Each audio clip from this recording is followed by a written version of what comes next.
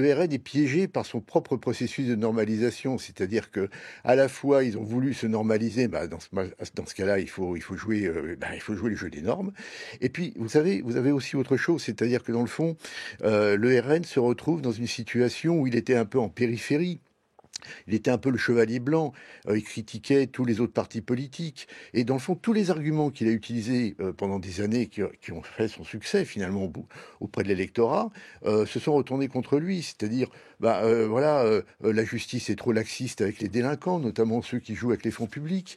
Le monde politique est professionnel, il y a des arrangements dans l'entre-soi, il ne s'occupe pas des Français. Et là, qu'est-ce qu'on a? On a quelqu'un qui dit, je parle de ma carrière, je parle de mes ambitions élyséennes.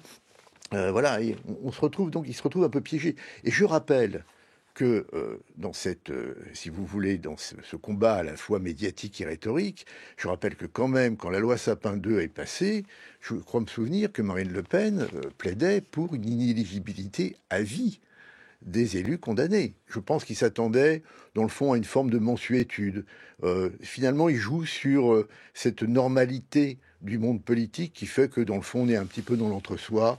Il y aurait peut-être eu une sanction symbolique, mais bon, c'était pas bien méchant, et puis ça ne les empêchait pas de continuer comme avant. Et là, non. Là, je pense qu'il y a eu un coup d'arrêt, et je pense que vraiment, c'est une décision historique. Vous avez un déclin social, en fait, du statut de l'élu aujourd'hui, et qui est considéré comme un citoyen ordinaire. Mais après tout, c'est ce que réclame le RN depuis très longtemps.